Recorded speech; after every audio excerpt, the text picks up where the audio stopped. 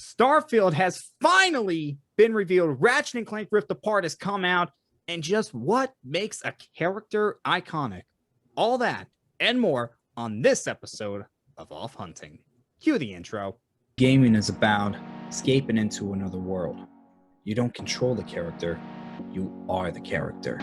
Whether I'm hunting fearsome monsters or growing the best crops, gaming is how I like to relax. I like gaming because I can go you know? They help me escape into a world of pure imagination. Video games.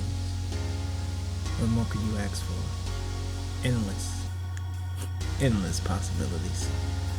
What's going on, gamers? It's your boy Diggs Gaming. I am joined by KB Hunting. And your boy, Sir Meliodas. And JoJo's here too. He's just dealing with some family stuff right now. We'll get him on later. And this is a little show that we like to call Off Hunting. Today, we are talking about iconic characters and just what makes them iconic. But first, we did have some things that were going on. First things first, Sir Meliodas and I were watching the Xbox Bethesda showcase earlier today. We are recording this on a Sunday, and that's when this happened. We were watching that earlier, and boy, did Xbox deliver big time, Sir Meliodas. They delivered. They dropped the exclusives. They dropped the console launch exclusives, which I think is I don't like when Sony and Xbox does that. PlayStation launch it. This is coming to Xbox. It's going to be on PlayStation later. Just say that. Don't twist the words and try to make it seem like it's an exclusive when it's not. But they did drop some big ones. We got an update on Halo Infinite, and that game, they did a great job. Especially with the multiplayer, and it's going to be free to play. So it might be its own standalone. So you might not have to buy Halo Infinite to get the multiplayer. Didn't Call of Duty do that with Warzone? They did it with Warzone. Yeah, so Halo might be doing a similar thing. They might do a standalone, so we'll see if they do it. And how about the first game that was revealed? We finally get a look at Starfield, Todd Howard's latest game, and it does look interesting. But we still haven't seen any gameplay yet. But knowing Bethesda, it's probably going to be a first-person type game, most likely, right? Like all the games they announced that was Bethesda, like specifically Bethesda is going to be first-person. But I hope the last game the Xbox showed off is third-person. Yeah, Redfall, which really does look interesting. It looks like a co-op shooter, but you're fighting vampires. You're going to have to see like your whole perimeter. You can't just be like, hey, vampire here. But hey, we'll see when it comes out. Yeah, that's going to be really interesting. And then they also showed off Forza Horizon 5, and oh my god, the graphics just look amazing on that game. They look amazing. Dude, they were showing a comparison. It's like, hey, we took a picture of this, and then they just put the cars in there, and it's like, yo, it looks exactly like the picture you guys just took. That is just crazy how good games can look nowadays. And we'll get more into that later. But it wasn't just the Xbox and Bethesda showcase. We also had the Summer Game Fest opening night, and I gotta be honest, I was a little disappointed by that. The first and last games that were shown were probably the biggest things. The first game that was shown was Tiny Tina's Wonderlands, which is a spin-off of Borderlands. It pretty much takes the DLC from Borderlands 2 and makes it into its own game. And it does look interesting. It really does. And then the last game was, we finally got to look at Elden Ring. We finally got to look at that. Is that made from id Software? No, it's from Software. From Software. That's from Software with George R.R. Martin writing the story. Ooh. I get them two mixed up because they have Software. I know. Sometimes it can be confusing, but that's what we got. And it's coming out in January. So we don't have to wait too much longer. So it's going to be a Dark Souls. I hope it's not going to be a Dark Souls. I was about probably. With George R. Martin, are you expecting anything else? I'm just saying, like from Software. Yeah, from Software, that especially is like Bloodborne. It's Bloodborne, but it's also like it's Dark Souls. I was about to say it's two major franchises that are Yeah. known for pain and sorrow. So if it's not too Dark Soul-ish, I might check it out. But if it's like, hey, I'm gonna die 15,000 times, I'm gonna have to pass. But it looks good. Now, I will be honest, Elden Ring saved it, but otherwise, it was very disappointing. Yeah, I'm gonna have to. I mean, there weren't that many big games that were announced. I mean, we got a Monster Hunter spinoff. Yeah, we got an update on the what was it? Back for Blood beta. Yes. Got an update on that, and that was about it, really. I don't know. I just expected more from that from the way that Jeff Keighley just hyped it up. I think it just came from too much hype. I'll be honest. Yeah. Well, they also announced. Square also announced. It's a Final Fantasy looking Guardians of the Galaxy. So that is going to be interesting because it has a style. Oh yeah, the Guardians of the Galaxy. Yeah, it has a style. It has a style of. Let me ask you something. What did you think of Square Enix showcase? I thought it was pretty good. I didn't know they were having a show because I told you after I watched Xbox, I was going to take a nap. So yeah, after that, I just went. I didn't know they had a show, and then I woke up and I seen. Yeah, they also revealed Final Fantasy Origin. Yeah, so that looks like a Guardian / Final Fantasy. That might be interesting. And if you pre-order, you get the classic uniforms and you get the classic Drax uniforms. So that is pretty sick. Yeah, so we had some pretty good showcases today. On to some gaming news. God of War Ragnarok has been delayed until 2022. KB, you're a big fan. How do you feel about this? Yeah. Like it had better deliver is all I'm saying at this point. Ragnarok is like the end of time. Not end of time like that. Yeah, basically, it's basically end of the world. So they better deliver because he's fighting Thor. And if he's fighting Odin. If he's fighting Thor, Odin was teased through that entire game. If he's fighting Thor, he's gonna have to fight Odin as well. Because you have to it's like a little like an Easter egg hunt. You're throwing your axe at Odin's ravens. He's always watching you. I think it was like 20 ravens. I can't remember how many. There's more. There's an achievement for probably like 50. Yeah, I think it's like closer highball it like 20, like 40 to 50 probably. Only got like 2 of them though. I was about to say that wasn't my main focus. No, I just wanted to beat the game. Yeah, I'm probably gonna go through it for the platinum though. Yeah, like I'm thinking about it. But also on top of all of this, the witch Freya that you made friends with and then made enemies. Yeah, you're her enemy now, so let's see what she does. Yeah, and like she's super powerful on top of it. So this game's gonna be intense and like it ended on a cliffhanger. And Thor's gonna fight the Midgard serpent because Ragnarok is the Midgard serpent and Thor. So I want to see also, what happens. Giant pepper dog. We need Fenrir. Yes. Here's my thought on Ragnarok getting delayed. Yeah. I think it might be for the best because you want to make sure this game is going to be good and you don't want to rush anybody. You don't want to have crunch. Yeah. Because once that happens, people get overworked and a lot of times the game just doesn't live up. It just doesn't. Cyberpunk. Even though I love that game, I'm sorry. I don't know what happened. Basically every single game from EA. Yes. So I mean, Battlefield. I like Battlefield from EA.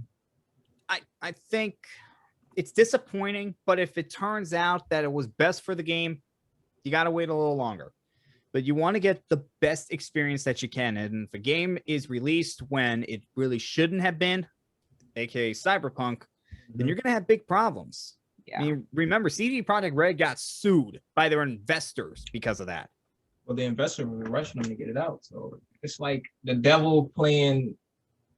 What's the word I'm looking for? The devil's playing. What's the word? The victim. The devil's playing the victim. Hey, get the game out. The game's not good. Hey, I didn't get no money for it now. But no, then again, CD Projekt Red had time. Yeah. So it's like it's a 50-50. I feel sorry for CD, but then I don't. But then I do. It's like it's mixed. And then like on top of it, with games getting delayed so much, like the fan base is gonna get angry. Yeah. At some point. Like you keep teasing it, keep pushing it back and again.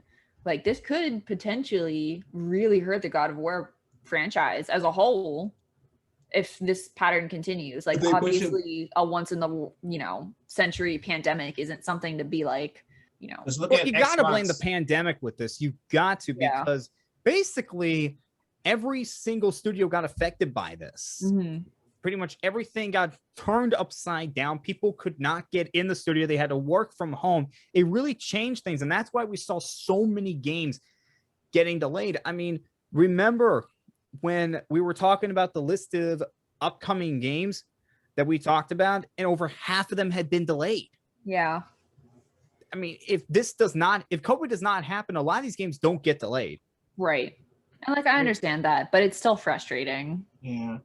Yeah, it is. But again, if it turns out that the game comes out, COVID, so it's like it's a confusing time that we're living in. We're still living in this COVID crazed world. And well, COVID, I'm not saying COVID's not really an issue anymore. we're still feeling the after effects from it. Yeah. But I'm saying it's not really like when it first hit, it's not like that. Yeah, like we still have, I'd say maybe a year or two of recovery time left.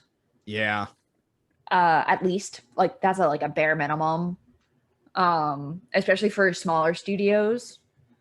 The big ones are probably going to spring back pretty quickly. But the little indie ones probably going to take teams, the 4 women teams, they're going to get hit harder. Yeah. My question for Ragnarok is, when are we going to start to see like an actual trailer for it? Because all we've seen is a teaser. Now, Xbox has done their showcase. Nintendo is going to do a direct on Tuesday. Yes. What's PlayStation going to do?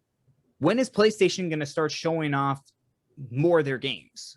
Going to start showing off the games that they have been developing and that we don't know about. Remember, they have 25 games in development. 25 of their IPs are in development. I can tell you what they're going to show, what people don't really want. What? The I think it's the remake of The Last of Us. Yeah, that rumored remake of The Last of Us. No, they're actually doing it. They canceled. Okay, they are actually doing it. That has been confirmed. Yeah, they kicked out the door Days Gone 2. And it was like, no, let's just do a remake of The Last of Us. But it will look good. Because I played The Last of Us. I never beat it because I do not like the way it played. It feels clunky to me. But I heard The Last of Us 2 feels better. So they put The Last of Us 2 engine on The Last of Us 1. I will have to jump in and play that. Yeah, graphics and gameplay was not the problem with The Last of Us Part 2. The problem was the story. Yeah. But otherwise, everything else was fine in The Last of Us Part 2. And you're talking about Days Gone. Ben Studios, who made Days Gone, they're working on something that we don't know about. And it's just a guessing game of what's in development, because I said 25 IPs, about half of them are new games. So when are we going to get to see them? You guys have a prediction on when when PlayStation's going to have their next big event? Well, I hope they do the Microsoft treatment, because people tend to get mad at Microsoft, but Microsoft doesn't show anything until, like, most of the games they show this year is almost over. Most of the games they show come out next year. This year is almost over, so it's like the games they show. Speaking of that show, sorry. I'm sorry. Hold on. The games that they showed, some are coming out like in June or like in October, and some are coming out like August of next year, if I remember. But I hope Sony doesn't show anything that's like 2 or 3 years from now, because then you're going to be like, hey, they announced Generally speaking, they don't. Yeah, I'm just saying. I hope they don't get, because of their event last year. They didn't really. They only showed off 1 or 2 games. I think it was Project Athea and Pragmata. That was a couple of years off from being released, but otherwise it was 2020, 2021 games that they had shown off. And speaking of that, comparing the Xbox Bethesda event and the PS5 event that Sony did last year, I mean, those two are neck and neck. And the only thing that I think separates it is just how the Xbox showcase began, because they had some technical difficulties at the beginning. Sony pretty much got through that without any. And that's the only reason that you would put Sony's event over Xbox's. That's just how good both of those were. I mean, if they're giving me games, I ain't going to crown no one a victor. If Sony's throwing games, Xbox, I don't care if it's exclusive. I don't care if it's only on PlayStation. If it's a new game and it looks interesting, I'm gonna get it. But if Nintendo does not show the Switch Pro, I'm going to throw my Switch out the window.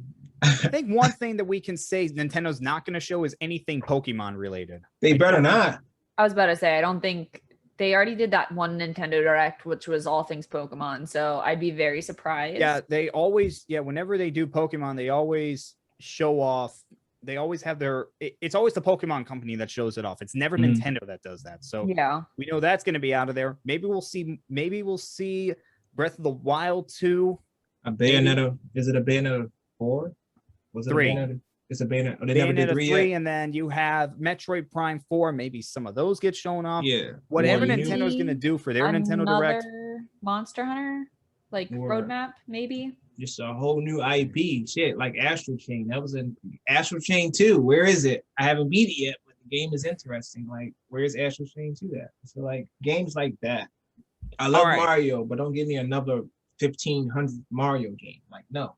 Give us something new. All right, moving on to a game that was released this week. Ratchet and Clank Rift Apart. I picked that up day one. Oh my God. This game is just amazing. Now, I'm going to do a full review on Ratchet and Clank Rift Apart in a video on the Off Hunting YouTube channel, so I'm not going to go into too much detail, but from what I will say, people are calling it the best PlayStation 5 game so far, and I'm not going to disagree with them on that. I'm not. Now, is it Insomniac's best game ever or the best Ratchet and Clank game? Well, you're going to have to watch my review to figure that out. However, there were a couple of things that I want to talk about. The first thing is something that we were talking about earlier. The developers on the game had come out on social media and said they did not have to deal with any crunch. No crunch whatsoever. That's just amazing. That really is. That is telling developers, listen, you can avoid crunch and still make a great game. That's what they are telling them. What do you guys think on that? I think the freedom, giving the freedom to the developers and giving them the time that they need. I'm not saying give them 20 years to make a game, but I'm saying giving them the time that they need and not being there like, don't make Ratchet for this flow this way. If you let them have that freedom with the game, it's gonna come out the way they intended it to be, and it's gonna be a good game. I like shoot 'em ups. I like kitty fight. That's why I play Fortnite. Hey, I like good graphics. I like cartoony graphics. So I will be getting Ratchet and Clank. I'm still playing. I'm jumping between Miles Morales and the PS and Spider-Man PS5 release. I haven't beat either one of them yet, but from what I'm playing, Insomniac, also Sunset Overdrive. Another reason why I'm getting it, because Sunset Overdrive. You guys got to play it. I don't know if I heard Sony bought the IP. I mean, Xbox never had the IP to begin off with. Yeah, it was always Insomniac's, and Insomniac just filed a trademark for Sunset Overdrive. So they clearly want to do something with it. If they do a Sunset Overdrive 2, or if it's PlayStation exclusive, or if they say, hey, you can put it on Xbox, I don't care, I'm going to get it.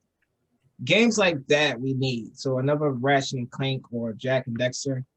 Sony, what are you doing? But another Jack and Dexter would be. And I think this just goes to show you need to trust the developers. These companies, they've got to trust their developers. Sony has been great at trusting their developers and letting them make great games. I mean, you're talking Guerrilla Games that made Horizon Zero Dawn, or House Marquee that just made Returnal, and now Insomniac with Ratchet and Clank Rift Apart. When they let these companies do what they do best, that's when some of these games just come out and they blow people away. That's just what happens. Now, the second thing I want to talk about is Insomniac had promoted the game with like photos from other franchises. They had Uncharted, Sunset Overdrive, Horizon, and Sly Cooper. Now, I want to get into Sly Cooper a little bit because the others, I can see why. Uncharted, the movie's coming out soon. Sunset Overdrive, that's an Insomniac property, and apparently there's just filed a trademark for it. So that makes all the sense in the world. Horizon, new game coming out, probably holiday later this year. That makes all the sense in the world. But Sly Cooper? We haven't had a Sly Cooper game for the last 7 years. So why would Insomniac put Sly in there? I mean, this had to be approved by Sony for them to do that. It was Sly in Ratchet and Clank. In the promo for Ratchet and Clank Rift Apart, they did this thing on Twitter where they were going through these franchises, going through these franchises and putting like these images in there. Like for Uncharted, it was Nathan Drake's treasure was getting sucked into a rift. That makes sense though. If they're jumping through interdimensional rifts. It could. Yeah, but why would you put Sly in there? I mean, you could say it's because you had Sly, Jack, and Ratchet. They were the big three. Mm-hmm. Well, why would you put Uncharted in there and not put Jack in there? Have a good old reunion there. So it just gets you to think: could Sony be doing something with Sly Cooper coming up? Could Hopefully. They might be. It's open. Maybe I'm reading too much into this, but it just seems weird to put Sly Cooper in there when everything else just has a reason to be in there. And Sly, that hasn't had a game out in a while, it just doesn't seem like it makes sense to me. I don't know. All right, moving on from all that, we are now going to get into today's topic, which is iconic video game characters. And to start this off, just what makes a character iconic to us? What makes us look at a character and go, that's iconic. This person is an icon of gaming. And I think it really starts off by just knowing them by heart. Really. It's like you can look at a character and go, oh, that's Master Chief. Oh, that's Mario. Oh, that's Link. Yeah. Oh, I had fun with this game. Oh, I remember doing all of this. Like, just immediate recall. What about you, Similios? Do you agree with that? Yeah, especially Master Chief. I knew you were going to say that. I just knew you were going to say that. I also think of iconic characters as just characters that have been on like a long-running video game franchise, just because the longer the franchise has been, the more likely it's going to be iconic. Like Mario's been around since the 80s. Same thing with Zelda. You have Lara Croft and Tomb Raider from the 90s. Mm-hmm. I think that has to mean something, the fact that they've been around for so long. Right. Definitely. And another thing is that they stand the test of time, that they can adapt to the change in gaming. I mean, Mario, that was a side-scrolling 2D platformer, and then the Nintendo 64 comes out, 3D games. It's a 3D platformer, and it was one of the most innovative games for a 3D platformer. And then it just keeps getting better, and it keeps adapting to the times. That's what iconic characters do. Yeah, that's like what think iconic about games Breath of do. the Wild too. The original Zelda games. Yeah, I mean, the original Zelda Link. game was the first game that allowed you to save your progress. Right. That True. means more than anything else. Yeah. Care to join us, Sir Meliodas? Oh, yeah, sorry. It's okay. Marcus Phoenix. He's the staple of the cog. Hey, it's Marcus. He was in jail. They go break him out. They prove you get the Lancer. You're with your buddy Dom. You break out of jail. They prove why he was a badass. They prove why they went to go get Marcus Phoenix. And he was the only one in there. He was in there that I think was left in there to die. I think. I like Marcus Phoenix. Hopefully we get more of him in Gear 6. What else makes a character iconic? Is there anything else that you guys would say makes a character iconic, or did we just cover all the basics already? I mean, on top of it, I think they need to have like a The good voice actor. personality. Yeah, the voice actor has to be there. And a good voice actor too. Yeah. Like you have to be able to like either see yourself as the person as like a silent protagonist, like Link, or Mario. Like they just like do grunts and like just. Well, technically, Mario's not really a silent protagonist. It's just that He doesn't have nobody any in that dialogue. franchise talks. Yeah, I mean that's true. That's fair enough. But in general, it's not like really like Cloud has a voice, Sephiroth has a voice, you know. So it's easier to see yourself as like you're playing as Link, like instead of you're playing as Cloud. Yeah. Like you are Link, but Cloud is Cloud. Mhm. If that makes sense. I don't know. It's kind of hard to explain, like. But if you're a gamer, you totally know what I'm what I'm Yeah. saying. One other thing I would say for iconic characters, I would just say, no matter how many times you pick up their game, you want to play as them. You want to be them. You don't ever want to go into a game and say, "Oh, I don't want to be this character." I mean, who wants to why play am a I game playing like that? this? Why am I doing these things? Yeah, and every time you play them, it never gets old. Like there are games that you may like, but sometimes a character will get old. But these iconic characters, they're never going to get old. There's something about them that makes you want to come back for more. Sequel after sequel, game after game. No matter what, you are them, and that's the way that you want it to be. And let's talk about just some no-brainer iconic characters. I mean, we've mentioned a bunch of them already. I mean, I have written down Mario, Link, Zelda, Master Chief, Lara Croft. Yes, if Jojo was with us right now, guys, sorry he's going through something right now, but if he was, he would talk about Master Chief right now. He loves Master Chief. So Yeah, I just gotta throw that in for him. Because he loves Master Chief. Oh, he's looking at us like, wait a minute, did you just mention my name? I had to do it for you, buddy. Had to throw a Master Chief for you. Jojo. I heard something about Master Chief. Yeah, Master Chief's here, man. Yeah.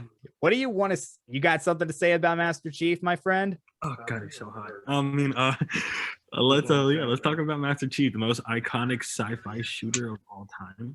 I don't think anybody's gonna argue that. Nobody's gonna argue that. Hey Jojo, did you see the new Cortana? No, dude, it was the multiplayer. Dude, the new Cortana looks. I know that really threw me for a loop right there. That threw me through for a loop. Yeah, it's a new Cortana. She looks like Cortana, but she doesn't at the same time. She has on clothes, unfortunately. Bummer.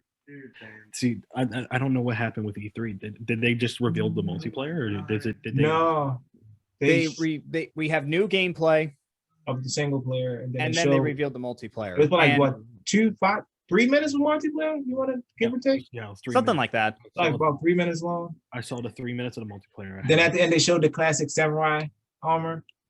I saw that, the Kurama armor. Yeah. I saw that. The Kurama armor. And this is just what I'm talking about when it never gets old playing them. I mean, all you gotta do is say Master Chief, and people's eyes just light up. KB and I, at one point, we were talking about Cloud and Sephiroth from Final Fantasy VII and Aerith. We also mentioned Samus Aran. Those could be considered iconic characters. The Slippy Toad is pretty iconic, man. Do a barrel roll, you know? And don't forget about the villains. Villains are iconic characters too. Ganon, Bowser.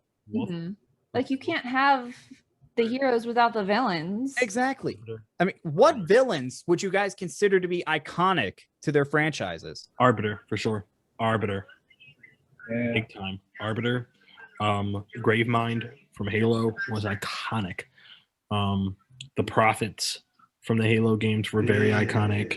I'm gonna say he was only in the one game, but General Rom, the way he came out in Gears General of War, Rom was a menace. even though he was only in one game, he was a menace. Like you will remember General Rom. He was a menace to society. Him and the Queen in yes. Queen Mara, General Queen Rom, Mara, like, even Queen Mara was a menace. Like when she was doing what she was doing, her and her like little Reapers, like they're, oh my God, dude. Especially with like the sci-fi, like shooters. Shepard, General Shepard from Modern Warfare 2 was a menace. Oh yeah. Oh, I hated him. Dude, we got to that. We got through everything, and God, I just wanted to. The final mission in Modern Warfare 2 was so satisfying. But Ghost was an iconic character for the Modern Warfare franchise, though. And so Soap. What kind of name was Soap? How the Muppet like you make it past selection? I think me and KB were literally talking. It was either no, it wasn't KB. I was talking to. Well, she Bonnie did about shake her head on that, so I guess you were talking to her. No, I didn't say it to KB. I said it to Bonnie at work. Okay. I thought it might be just thinking of something else because we have been talking a lot. How did make it past selection? Another character I have on here is Leon from the Kingdom Hearts. Oh my god, from Resident Evil. Oh yeah, Leon Kennedy from Resident Evil. Oh, Leon S. Kennedy. Leon Kennedy. Oh, I thought you were talking about Leon from Kingdom Hearts. No, Fantasy. Kingdom Hearts. Yeah, no, what I said. Kingdom Yeah, Hearts. sure. Sora. sorry, Sora's I an was iconic character. sorry. I was also looking at Cloud and Sephiroth on my list, Dude, but like me and my I brother. think Leon's an iconic character because every time there's a game and he's the main focus, people just get excited about that. They really do. Would you like a cookie? Would you guys agree with that? Yeah, I love Leon. Leon and Jill were. Yeah, I'll put Jill on there too. You can't sleep on Claire either. Claire hold her own for like a game. Here's an iconic character that everyone likes to sleep on. Chi-Chi. Not Chi-Chi. The chick from Street Fighter. Chun-Li. Chun-Li. Okay. Big Chun-Li. Now, we talked about Cloud and Sephiroth, and Final Fantasy's been a long-running franchise, but that has an ever-evolving cast of characters. What makes Cloud and Sephiroth and even Aerith iconic characters in that franchise? Well, Final Fantasy VII in general was like a huge turning point in consoles, just as a whole. Basically, the updated graphics, you had to play it on 2 discs because it was just the massive game. Basically, and I like the touch when the PlayStation 4 version came out. They had that on 2 discs. One disc was to put the data in, and the other was to play. That's a great touch. Yeah, it really is. So just having that going for it really did, I think, cement it in our hearts and in our minds. That, and it's just like a really good like story. Yeah.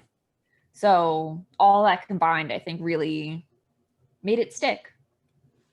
And another thing about Cloud and Sephiroth is just the story behind those 2 characters.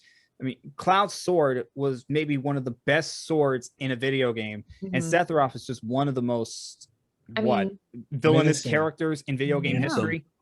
And a sympathetic one at that. And I really don't think he should have been if things had gone differently, I don't think Sephiroth would have ever been a villain. I think he also would have been a hero. That's a good thought to have. And Aerith, what makes Aerith an iconic character? I mean, she did take, a sword through the gut. Yeah. Like you fought with her all this time. Yeah, maybe the most gut-wrenching moment in a Final Fantasy game, and one of the most heartbreaking moments in video game history. Yeah, I don't think anybody saw that coming. She the one that died at the end? She dies like halfway through. Oh, halfway through. Yeah. All right, we've been talking about iconic characters, and I got a little game for us to play. Who's in? Sure. What's the game? Sir Meliodas? What's the game? Hold on. Jojo, got a little game. You in? Just started if he joins in. One more time. Got a little game for us to finish up with. You in? Wait, we're talking about Halo? No, what I have here is a list of video game characters that could be considered iconic, or you could not have them as iconic. And we're going to figure out whether they are or not. Let me just wrap up here and I'll join in. All right. While we're waiting on that, let's think of some other villains that we can put as iconic characters, since we didn't talk about Bowser, Sephiroth. We have Ganon on there. General Rom, Queen Mara from Gears. Corypheus. God, this is possibly not as easy as we thought. There has to be other, because it's like villains you fight in the game. You're like, oh, I just killed him, and it's like meh. But it's like you don't get that like too many iconic villains. I was about to say like, I think a lot of the great villains have just been Hearts. happening. Oh, sorry, KB. Go ahead. Like Ansem from Kingdom Hearts, but that's because like he just keeps being reborn. You're fighting him again and again. He's just like this recurring thing. But in a lot of video game franchises, it's maybe one and done. Yeah, it's like a one and done boss. I got one. Oh, did you just say Voss? Who's Voss? Oh, Voss from Far Cry 3. yes, Far Cry 3. That guy. Okay. Let's talk about the villain in Far Cry 6. Come on. Oh my God. Dude, they picked the right actor to do that. That guy is phenomenal. If anybody has seen what he's done over the years, I mean, he's perfect for a Far Cry game. And Far Cry 6 just looks so amazing. It really does look like it's going to be a fun game to play. I might pick that up, even though I'm not a first-person shooter kind of player. Yeah, I'm not particularly interested. Some of the mechanics, though, look like interesting. Like maybe, I don't know if I'd buy it, but maybe if somebody else buys it, I might play it, you know? See, the thing with Far Cry is, like, not every game has to be first person, but the way Far Cry does their first person, it's like, it's I'm not gonna say it's like done to where it's like, oh my God, you gotta go. No, but it's done to where you're like, it's first person. I'm gonna enjoy it either way. That's why I like the Far Cry series. But I hope that the red, what is it? Redfall? I hope Redfall is not, I hope it's not first person. But no, Bethesda, they love to throw first person on a lot of Has things. Bethesda ever made a game that has not been first person? That's the question. Technically, Skyrim and Fallout, because you can swap between first and third. Oh, here's a hero that we could consider iconic. Doom Guy. Doom Guy. Oh yes, how can we forget about Doom Guy? We forgot about Doom Guy. I'm I think sorry. that might meaning that he's not iconic. No, because it's not Forgot about Doom him? Guy no more. It's called Doom Slayer. The Doom Slayer. I mean, he's a nameless soldier that fights literal demons from hell. That are scared of him. How can you not put that as an iconic character? How can you not? A demon terrified of a man. It's just hilarious. Back to a thought that I had on why we're having problems trying to figure out iconic villains. I think part of the problem is a lot of great villains that we have seen have come in the last 20, 25 years. And there's just not enough of them that we can say, oh, they're iconic. Yeah. Because like most of them are just one and dones anyway. Yeah, that's like a lot of sequels. It's a different, person every time. Like Sephiroth, I think, really stands out because he's only from Final Fantasy VII. He doesn't show up in any of the other Final Fantasy games. And well, he's a secret boss in Kingdom Hearts, but I mean, that's yeah, about technically, but that's because Final Fantasy is in Kingdom Hearts. Exactly. It's Final Fantasy Disney crossover game, basically. Yeah. And then like he also shows up in like non-story related games, like Super Smash Brothers. He's in the newest one. But that's because same thing with Cloud. That's because Cloud's in the game, and you can't have Cloud without Sephiroth. No, you cannot. They're connected. What's that guy's name from Crash Bandicoot? Dr. Neocortex. Yes, you got to add him as well because he's been in multiple. Yeah, Dr. Neocortex is definitely an iconic villain.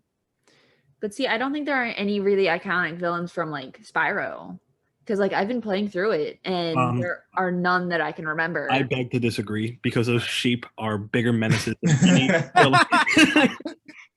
I wanted to know where he was going to go. Are bigger menaces than anyone you ever fight in a Spyro game. Those sheep are nothing but trouble. Nothing but trouble. All right, we got JoJo back. Let's get on with this game. And I started off easy. I gave us an easy one to start off with, Sonic. Yay or nay? I mean, at this point, Sonic's either iconic or he's not iconic. I'd say he's iconic. Sonic is iconic, but Eggman is more iconic than Sonic. Yes. Sonic. Oh, how do we forget about Eggman? How do you forget? There's no Sonic without Eggman. There's no Eggman without Sonic. It's just, it's the yin and yang. So Sonic is just an easy one. I think at this point, if he's not iconic, then what is iconic? We would have forgotten him by now if he hadn't been iconic. Yeah. All right. This one is a little tricky.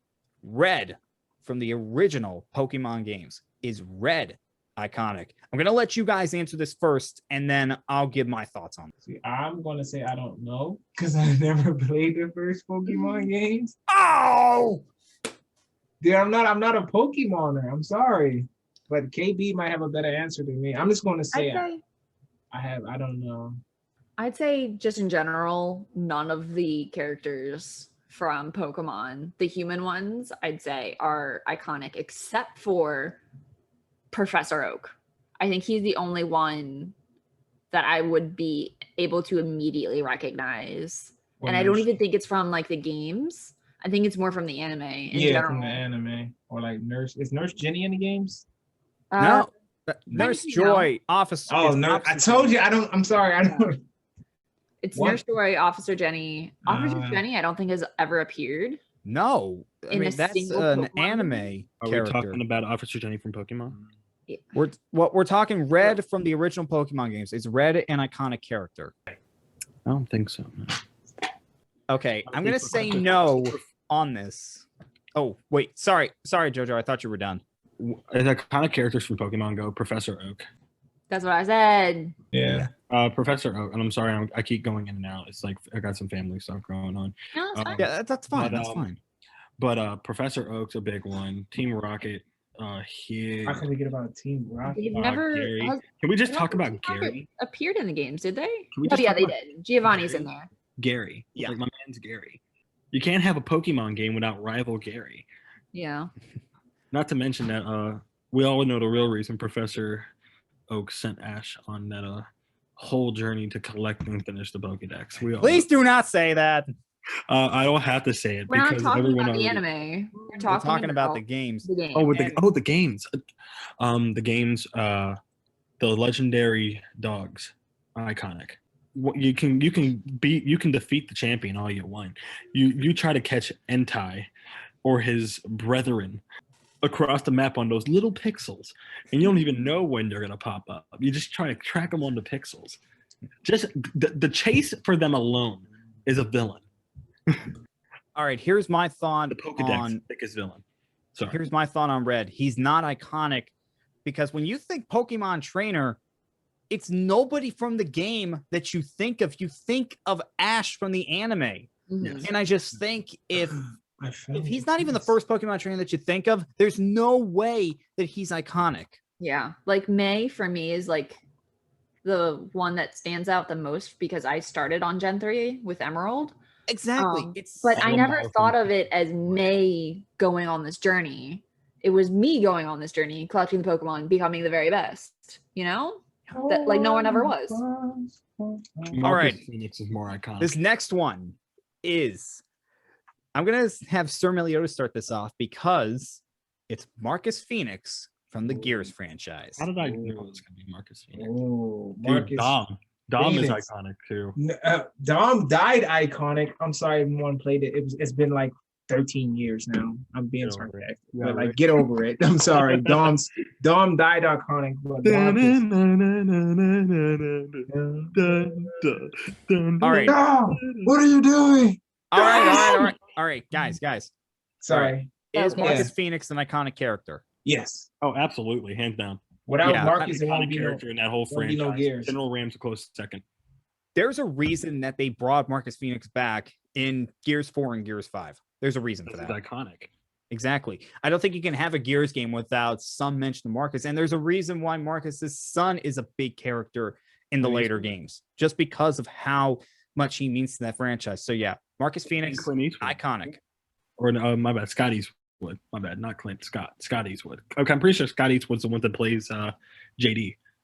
Yeah, I think. What a G. What a way to concrete something on your resume right there. Get a Gears of War character on your resume. Yeah, everyone forgets Michael B. Jordan was also in a Gears game too. What game? Gears 3. Oh, he was Yeah, he was the one dude with the that became an actor in Gears 4. he was the dude with the braids, right? Yeah, he was the guy with the I braids. forget his name. I can't remember his name either, but I know it was Michael B. Jordan. You recognize that voice anyway. Yeah. All right. I'm going to start this next one. And this next one, it's two different franchises, but they're always clumped together. Like Cooper. And at this point, I think you could tell who they are. Crash Bandicoot and Spyro the Dragon. And I think at this point, you have to consider them iconic. Spyro the Dragon basically changed the way that games are played because Insomniac was able to push the PlayStation to its absolute limit and basically take away the fog and the black screen for far away distances and made it so that you could see far away. And for Crash Bandicoot, I mean, what more can you say about Crash Bandicoot? That basically showed that the PlayStation could have a family-friendly game and have a mascot that could rival Mario. Crash Bash was so fun, dude. I don't care. I prefer Crash Bash over any other Crash Bandicoot game. I just had so much fun with it. But personally, y'all forgetting on the sleeper of every single one of those franchises, Ty the Tasmanian Tiger. You can't just talk about those two without Ty the Tasmanian Tiger. Are you serious? You're gonna diss my man's like that? 100%. They just put out a remaster of his game. Yeah, I think you have to have them as iconic. Yes, definitely. All right, I've got Scorpion and Sub-Zero from Mortal Kombat, and the reason I'm putting them on here is because fighting games in general, I mean, there's just such a big roster of characters. Could you really consider some of them to be iconic? The thing is with them, they were just like characters in the game, but then they started doing the story mode to where like it's Mortal Kombat is not just about Scorpion or Sub-Zero, but they're like the most recognizable two characters in that game. When it comes, if you pick Sub-Zero, I'm gonna pick Scorpion, or vice versa. That's how iconic they are. So they gotta be on this list. To be fair, they're also the only two characters that I know from the entire franchise, so I'd say that they've got to be iconic. How don't you know about Katana or Sonya Blade? How could you not know about Liu Kang and Raiden and Johnny Cage? I mean, I've never played a Mortal Kombat game either, and yet I know these characters. Or Jade. Oh my god. I'm not huge into fighting games. Neither am I. Yeah, she's a pretty lady. I understand. But yeah, Scorpion and Sub-Zero, I think you could consider them to be iconic. All right, this next one's another fighting game character, Ryu from Street Fighter. Definitely. I hope I pronounced that right. Without Ryu, it wouldn't be no Street Fighter. All right, you're saying he's iconic. Without Ryu, it wouldn't be no Street Fighter. What do you think, KB? Yeah. Okay, we just lost JoJo. He had to go. This next one has been in a lot of really good games, and he's considered a really great character. But the question is, has he been around long enough? And I'm talking Nathan Drake from the Uncharted series. He's been around since 2007, but has he been around long enough? I'm saying maybe not. Not right now. It depends on his lineage throughout the games, because I'm the only one I've played like a handful of was Uncharted 4. So I can say I don't know. I'm not gonna say no. I'm just gonna say I don't know. Yeah, I'm really just struggling with this one because he's been in some great games. He is the face of the franchise, but I just don't know if he's been around long enough to be considered an iconic character. And if I had to think about it, then he's not iconic. It's the same thing with Red. You have to think about it, and once you have to think about it, that's it. It's over. Okay, couple villains coming up. First, Ridley from Metroid, the arch enemy of Samus Aran. Iconic, yes or no? I'd say Mother Brain's more iconic. She's the one I remember. I'm saying I don't even know. I'm sorry, but I don't know who Ridley is. I know Mother, the one. Like I've never played a Metroid game, but the fact that I know Mother Brain and not Ridley. Like, who's Ridley? Yeah, no idea. Yeah, that's fair. How about Albert Wesker from Resident Evil? Definitely. Without Albert, it wouldn't be no, because he took. Sorry, spoilers if you ain't played. It's been like 30 years now, but he took 25, dude. 25. Big difference. He took his Stars team there to test out the strain of the I think it was the G virus, because they don't get the T virus until RE2. But he took them there to test out the G virus to see how effective it was. So without Wesker, it wouldn't be know where Resident Evil is at now. So yeah, he's definitely iconic. Yeah, I think I have to go iconic on this one because I mean he's a Wesker is just a bad guy. He's just a bad guy.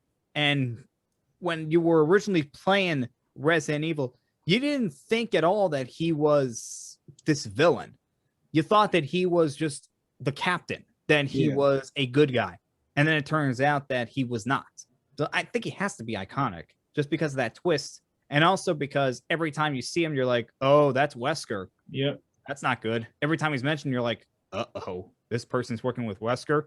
Even in his death, he's still being mentioned in a lot of RE games and movies. All right.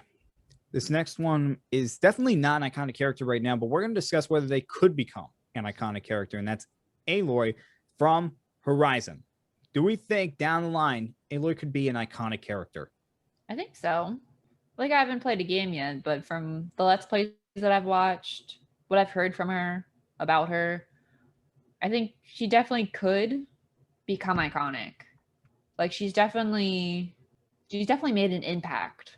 Yeah, with enough games, she can become not the next, but she could be iconic like a Laura Croft or a Perfect Dark, like another strong female lead character. Yeah. In Exactly. Upcoming games. I'm not gonna say not right now, but yeah, we're like.